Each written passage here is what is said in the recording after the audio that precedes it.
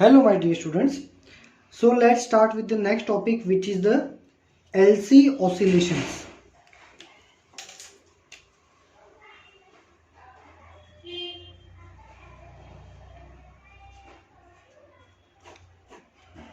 Pay attention.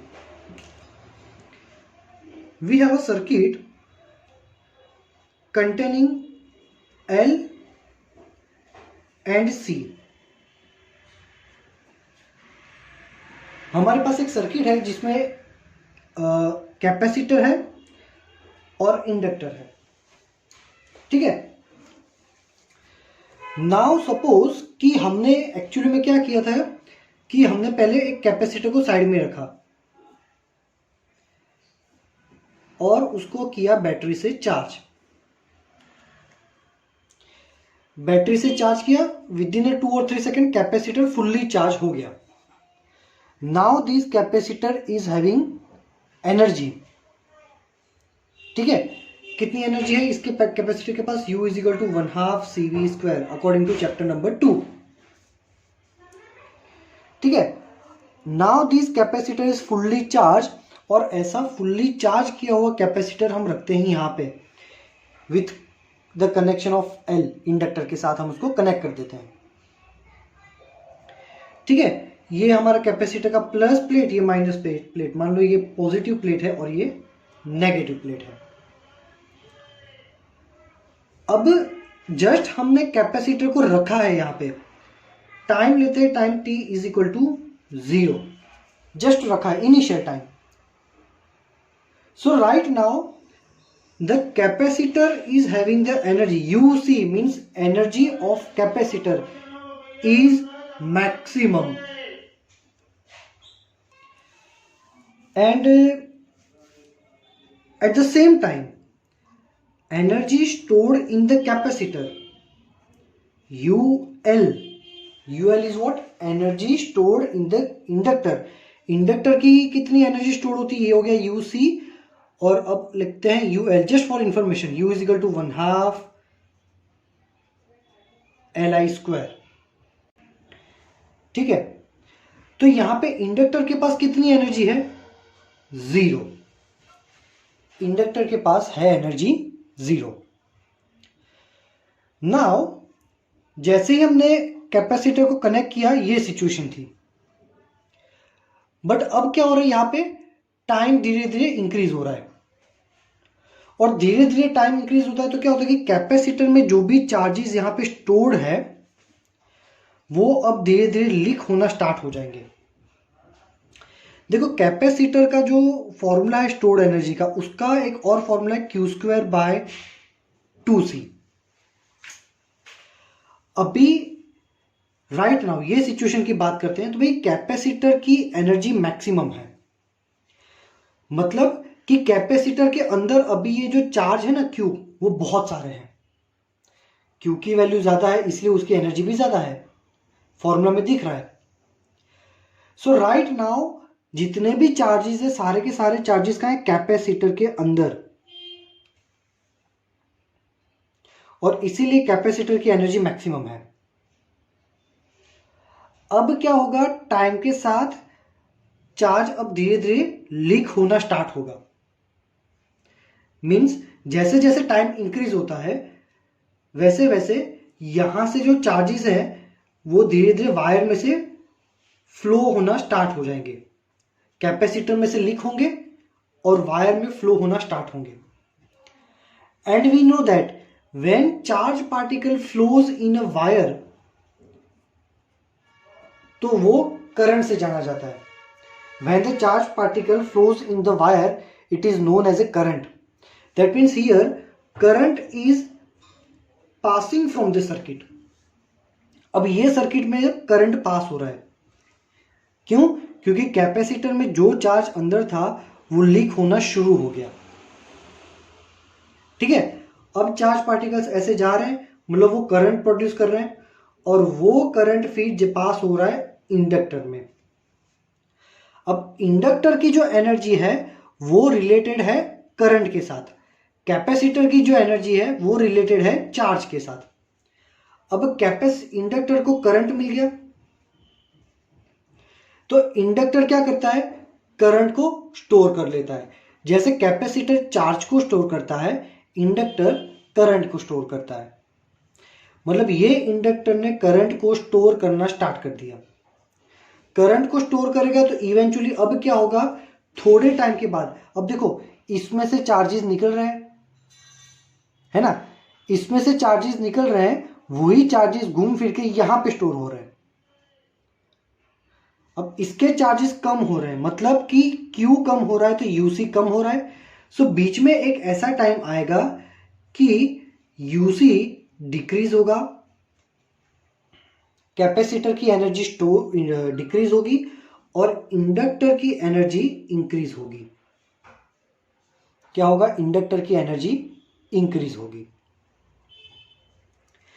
धीरे धीरे धीरे इसके सारे चार्जेस खाली हो जाएंगे और वो सारे के सारे चार्जेस कहाँ आएंगे, इंडक्टर में। तो एक ऐसा टाइम आएगा कि अब UC हो जाएगा 0 और UL हो जाएगा मैक्सिमम। ठीक है, चलो, तो अब क्या हो गया कि भाई ये खाली हो गया, ये भर रहा है। देखो ये पॉजिटिव है, पॉजिटिव में से ही चार्जेस निकलेंगे, वो चार्जेस इंडक्टर में एंटर होंगे, जहां से एंटर हो रहे वो बनता है पॉजिटिव और बाकी का बनता है नेगेटिव। ये याद रखना पड़ेगा आपको, ठीक है, ये इंपॉर्टेंट है पोलैरिटीज। अब चार्जेस इंडक्टर में स्टोर हो रहे हैं, गुड। तो इंडक्टर जो है it is storing the energy, good. Now the process is finished, capacitor खाली हो गया, इंडक्टर भर गया। तो अब क्या होगा, अब वापिस इंडक्टर में से चार्जेस निकलेंगे और सी में जाएंगे। ये क्यों हो रहा है बार बार ऐसा, क्योंकि यहां पे आपको पोटेंशियल डिफरेंस मिल रहा है। इसके पास चार्ज है, यहां पे नहीं है, तो डिफरेंस दिखा तो यहां चला गया। अब उसको यहां पे डिफरेंस दिखेगा कि यहां पे खाली है तो यहां पे आएंगे। पोटेंशियल डिफरेंस होगा तो करंट फ्लो करेगा। बेसिक 10 स्टैंडर्ड, ठीक है। तो अब क्या होगा, अब क्या होगा कि अब करंट अब इसमें से लीक होना स्टार्ट हो जाएगा, ठीक है।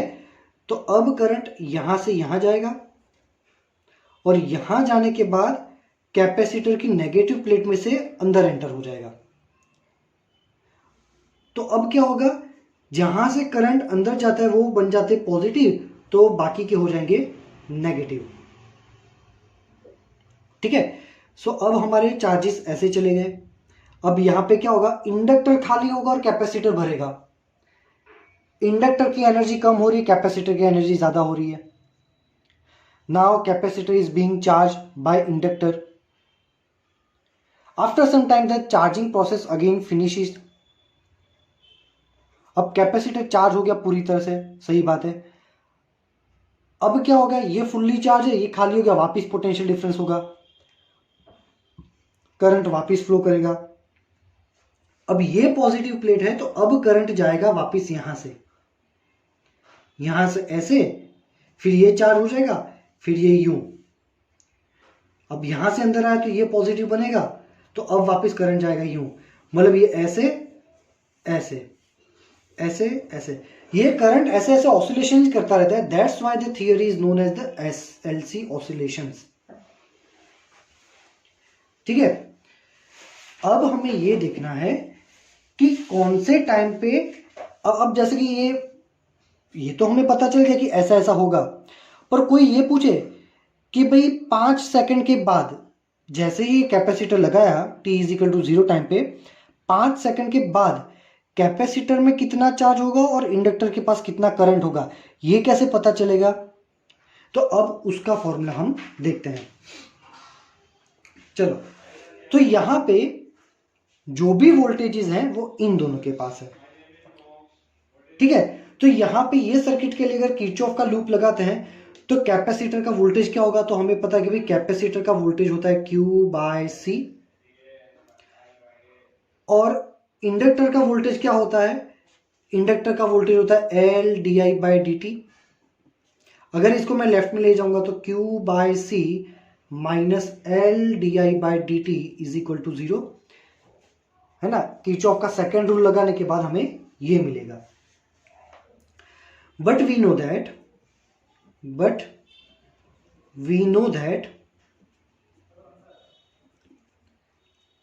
I is equal to minus d q by d t.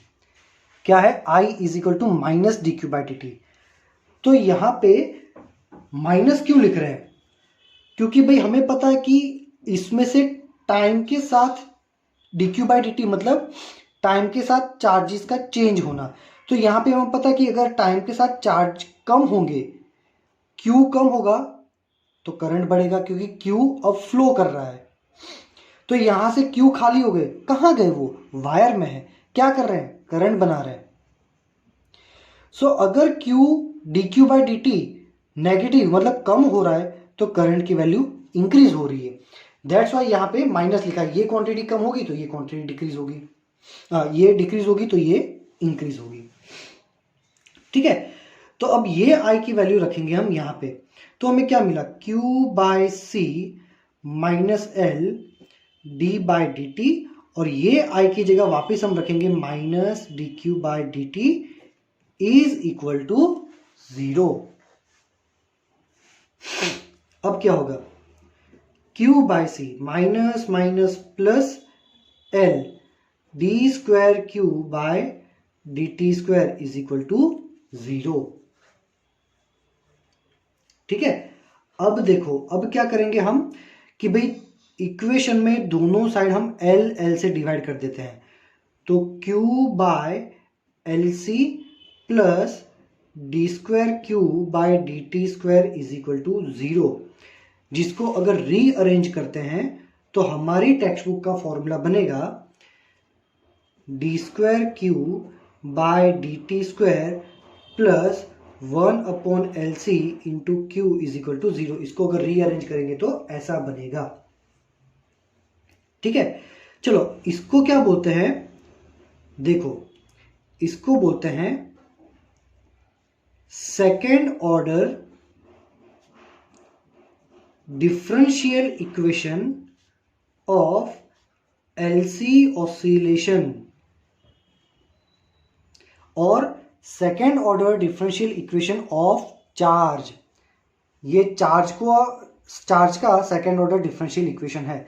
तो ये थियोरी में से अगर 2 मार्क्स में कुछ आएगा कि भाई अगर ऐसा पूछे कि in LC oscillation derive the formula of second order differential equation of LC oscillation, या derive the formula of second order differential equation of charge, तो यहां तक लिखना है, इक्वेशन 7.40 तक। ठीक है, अब हमने सेकेंड ऑर्डर डिफरेंशियल इक्वेशन देखा था सिंपल हार्मोनिक ऑसिलेशंस के लिए भी। तो सेकेंड ऑर्डर डिफरेंशियल इक्वेशन का सिंपल हार्मोनिक का फॉर्मूला क्या था? सिंपल हार्मोनिक मोशन का d square x by d t square plus omega 0 x is equal to 0। ठीक है, तो अगर इन दोनों को कंपेयर करें तो ये x का डिफरेंशियल इक्वेशन है। x मतलब क्या था? हमारा डिस्प्लेसमेंट, जो हार्मोनिक मोशन का था ना, सिंपल हार्मोनिक मोशन, उसके डिस्प्लेसमेंट का डिफरेंशियल इक्वेशन है। इन दोनों को कंपेयर करोगे ना तो देखो ये D square by d t square, D square by d t square, यहां पे q है, यहां पे x है, क्योंकि ये चार्ज का फॉर्मूला है, ये x का फॉर्मूला है। यहां पे q है, यहां पे x है। तो ये जो ओमेगा 0 है उसको अगर इसके साथ कंपेयर करो तो हमें मिलेगा omega 0 square is equal to 1 upon L C, मतलब ओमेगा 0 हो गया under root 1 upon L C, हमारा रेजोनेटिंग फ्रीक्वेंसी हो गई। ठीक है, मतलब कि हमारा जो ये ऑसिलेशन हो रहा है ना, ये ऑसिलेशन जो है वो इतनी नेचुरल फ्रीक्वेंसी से कर रहा है जो कि हमारी रेजोनेंट फ्रीक्वेंसी है। ये हमने क्यू फैक्टर में देखा था। ठीक है, अब ये जो फॉर्मूला था ना, ये फॉर्मूला का सॉल्यूशन क्या था? तो ये फॉर्मूला का सॉल्यूशन हमने स्टैंडर्ड 11 में देखा था कि x is equal to a cos omega t plus phi, ऐसा हमने देखा था। यहां पे ओमेगा 0 होगा। तो सेम लाइक दैट इसका भी सॉल्यूशन Q का हम क्या देख सकते हैं कि Q is equal to q m cos omega 0t plus five. तो हमें ये समझना है, ठीक है। अगर एग्जाम में ये पूछे कि एलसी ऑसिलेशन में चार्ज जो है वो कौन से फॉर्मूला से चेंज होता है, what is the function of change of charge in LC oscillation, तो ये आंसर आएगा। ये आईएमपी फॉर्मूला है, आपको याद रखना है, ठीक है। अब इसी फॉर्मूला को थोड़ा स्टडी करते हैं। देखो भाई, हमारे पास ये फॉर्मूला, मैं फॉर्मूला एक बार लिख देता हूं। Q is equal to q m cos omega 0t plus five. तो इनिशियली हमने क्या देखा था कि इनिशियली जब टाइम 0 था तब कैपेसिटर की एनर्जी थी मैक्सिमम, मतलब कैपेसिटर की एनर्जी मैक्सिमम मतलब कैपेसिटर के पास Q सबसे ज्यादा थे, है ना। तो हम यहां पे करते हैं, काम करो कभी T इज इक्वल टू 0 रखते हैं ये फॉर्मूला में। तो क्या मिलेगा यहां पे, Q is equal to q m cos, अब T की जगह 0 रख देंगे तो ओमेगा इंटू 0 0, बचा क्या कॉस फाइव। अब थियरी में हमने देखा था कि at time T is equal to 0 हमारे पास जो भी चार्जेस थे वो मैक्सिमम ही चार्जेस थे, मतलब ये क्वांटिटी को करना पड़ेगा 1, क्योंकि हमें पता है at T is equal to 0 charge की वैल्यू कितनी थी हमारे पास, मैक्सिमम थी, मतलब चार्ज मैक्सिमम था। तो ये तभी पॉसिबल है जब cos फाइव हमारा हो 1, और cos फाइव 1 कब होगा, जब हमारा cos 0 हो, मतलब फाइव की वैल्यू थी हमारी 0, ठीक है। तो फाइव की वैल्यू हमें पहले से 0 मिल रही है, तो अब ये फॉर्मूला होगा Q is equal to q m cos omega 0t, ठीक है। तो अभी तो मैंने ये बताया कि भाई चार्ज जो है वो ये फॉर्मूला से वेरी करता है। तो यहाँ पे तो हमने ये फाइव की वैल्यू ढूंढी कि भाई फाइव की वैल्यू मिलती है हमें, तो जब time T is equal to 0 रखा तो हमें पता चला कि फाइव की वैल्यू तो 0 है, मतलब कि अब हमारा फॉर्मूला हो गया ये। वैसे वो फॉर्मूला लिखो तो भी कोई गलत नहीं है, बट उसमें मेंशन करना पड़ेगा कि यहाँ पे फाइव की वैल्यू 0 है, ठीक है। चलो, अब चार्ज तो मिल गया, इतना तो पता चल गया कि भी चार्ज कौन से फॉर्मूला के साथ रिलेटेड है। तो अब ये भी देखना पड़ेगा कि करंट कौन से फॉर्मूला के साथ रिलेटेड है। क्यों? क्योंकि हमें पता है कि कैपेसिटर की जो एनर्जी है उसको चार्ज से लेना देना है। तो यहां तो दूसरा पार्ट भी है ना, इंडक्टर, तो उसका करंट का रिलेशन क्या है वो भी फाइंड करना पड़ेगा। भाई इसको अकेले को देखे तो थोड़ी चलेगा, ये भी तो पार्टिसिपेंट है तो उसको भी देखना पड़ेगा। पर करंट के लिए तो हमें फॉर्मूला पता है कि I is equal to minus d q by d t. So I is equal to minus d by d t of Q। Q की जगह डाल देते हैं Q m cos omega 0t, ठीक है। चलो, सो I इज इक्वल टू क्या होगा, देखो इसमें से मैं अगर माइनस ये क्यू एम को बाहर निकाल दूं तो क्या बचा, d by d t cos omega 0t, ठीक है।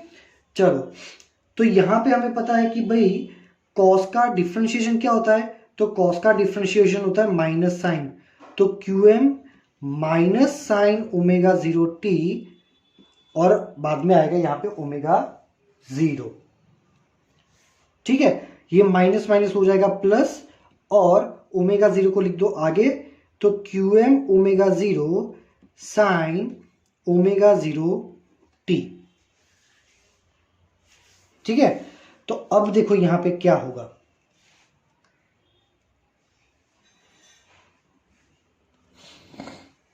चलो यहां पे अगर ये फॉर्मूला को इक्वेट करें, I is equal to I m sine omega 0t, तो ये पहले तो लिख लो कि ये हो गया हमारा करंट का रिलेशन, ठीक है। ये चार्ज का रिलेशन था, ये करंट का रिलेशन है, जहां पे आई एम की वैल्यू क्या होगी, क्यू एम ओमेगा 0। तो आई एम की वैल्यू होगी क्यू एम ओमेगा 0। तो ये याद रखना पड़ेगा कि ये सर्किट में मैक्सिमम करंट कितना हो सकता है, इतना हो सकता है। ठीक है, अभी यहां पे ये पूरी प्रोसेस को टेक्स्ट बुक में डायग्राम से एक्सप्लेन किया है। Let me explain you that diagram clearly. ठीक है, चलो क्या लिखा है इन फिगर 7.19 ए, ये रहा हमारा फिगर 7.19 का ए portion. shows a capacitor with initial charge qm connected to an ideal inductor। Initially क्या है कि भाई देखो कैपेसिटर के बीच में एरो दिख रहे हैं, मतलब सारी की सारी एनर्जी अभी कैपेसिटर के पास है। यह है टाइम हमारा t इज इक्वल टू 0। अभी कैपेसिटर के पास पूरी एनर्जी है, इंडक्टर के पास कोई एनर्जी नहीं। इंडक्टर की एनर्जी ऐसे दिखाते हैं, ऐसे सर्कल करके, और कैपेसिटर की एनर्जी ऐसे बीच में एरोस करके दिखाते हैं। सो राइट नाउ कैपेसिटर की एनर्जी इन्होंने लिखा है यू ई, हमने थी अभी एक्सप्लेन किया, उसमें यू सी लिखा था, टेक्स्ट बुक ने लिखा है यू ई। कितना है क्यू स्क्वायर बाय 2c, यहाँ पे क्यू एम डाल दिया है क्योंकि मैक्सिमम वैल्यू है। और देखो इंडक्टर की वैल्यू दिखाई है 0, मतलब एक की एनर्जी ज्यादा है और एक की एनर्जी है 0, एक की मैक्सिमम है, एक की है 0। इसको कंपेयर करो ये स्प्रिंग के साथ। ये स्प्रिंग को यहां पे दीवार से बांध दिया है, ये उसकी स्प्रिंग की नॉर्मल पोजीशन है। जब भी यहां पे ऑब्जेक्ट होता है ना तो एनर्जी होगी 0, ये लाइन पे। बट हमने क्या किया है, लाइन से उसको खींचा हुआ है, ये इतना उसको खींचा हुआ है। जब खींचते हैं तो स्प्रिंग को मिलती है पोटेंशियल एनर्जी। ये पूरा हमने 11th स्टैंडर्ड में देखा था। कंपेयर करो कि अभी स्प्रिंग के पास पोटेंशियल एनर्जी है, काइनेटिक एनर्जी नहीं है। ठीक है, अब ये बीच का स्टेट है। थोड़े टाइम के बाद इसमें 4 लाइन थी, 2 कम हो गई, 2 ही बची। वो 2 कहां आ गई, इंडक्टर के पास। मतलब अब कैपेसिटर ने थोड़ी एनर्जी लॉस कर दी, इंडक्टर ने थोड़ी गेन कर दी। इसको अगर स्प्रिंग के साथ कंपेयर करो तो खींचने के बाद तुम स्प्रिंग को जब छोड़ देते हो तो स्प्रिंग अंदर जाता है, वो ऑब्जेक्ट अंदर जाने से क्या होगा कि उसकी पोटेंशियल एनर्जी कम होगी और काइनेटिक एनर्जी बढ़ेगी। जैसे इसमें कैपेसिटर की एनर्जी कम हो रही है, इंडक्टर की एनर्जी बढ़ रही है। थोड़े टाइम के बाद क्या होगा, ये एनर्जी पूरी वैनिश हो जाएगी। देखो 2 थी लाइन, वो भी खत्म हो गई, और यहां पे हो गई 4 लाइन। मतलब अब इंडक्टर फुल्ली चार्ज हो गया। मतलब कि अब हमारा ऑब्जेक्ट अंदर आते आते लाइन पे आ गया। जैसे ही ऑब्जेक्ट लाइन पे आता है तो उसके पास काइनेटिक एनर्जी मैक्सिमम हो जाती है, पोटेंशियल एनर्जी 0 हो जाती है। बिल्कुल इसके जैसा।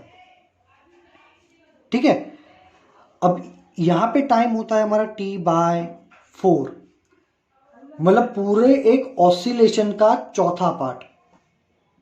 करंट सिर्फ अभी यहां से यहां गया है। ठीक है, मतलब चौथा ही पार्ट हुआ है अभी तो प्रोसेस का। अब क्या होगा कि अब करंट, अब इंडक्टर तो चार्ज हो गया, अब इंडक्टर में से करंट निकलेगा कैपेसिटर में।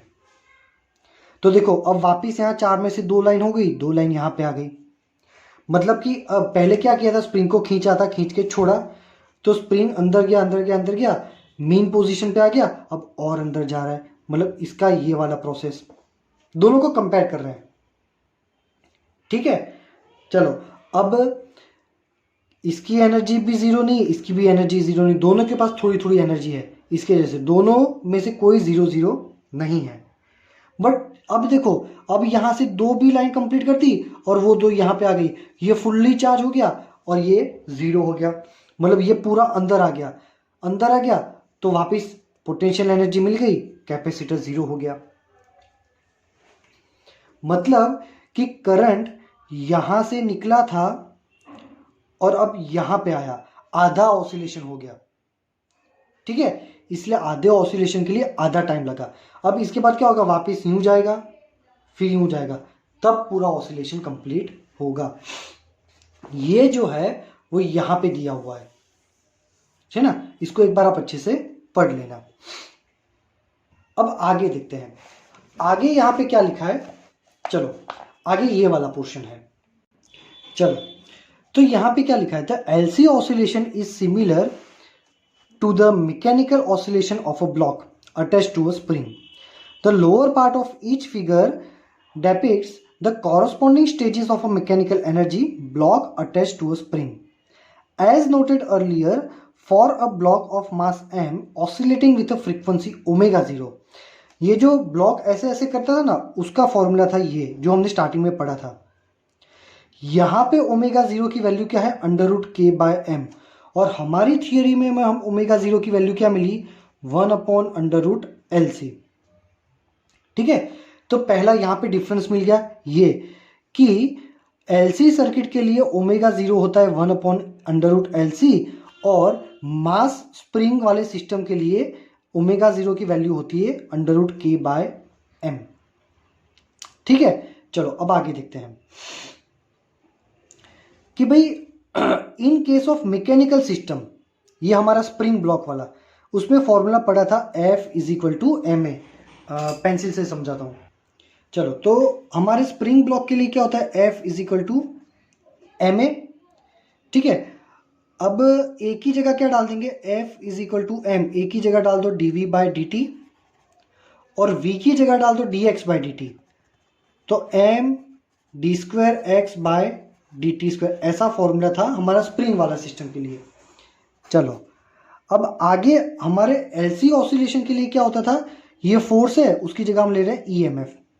तो E की वैल्यू क्या होती थी, -L di/dt और I की जगह पे रखो dq/dt. तो E = होता था -L d2q/dt². अब ये था हमारा स्प्रिंग वाले सिस्टम के लिए, ये हो गया हमारा इंडक्टर वाले के लिए. तो कंपेयर करो, जो मास है, जो ब्लॉक वाले केस में मास था, वो हमारे एलसी ऑसिलेशन में क्या हो गया, L.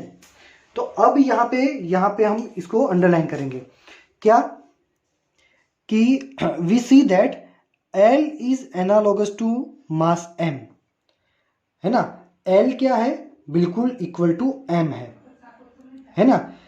L is a measure of resistance to change in current. ठीक है, फिर ये हमारा सेंटेंस आ गया, है ना.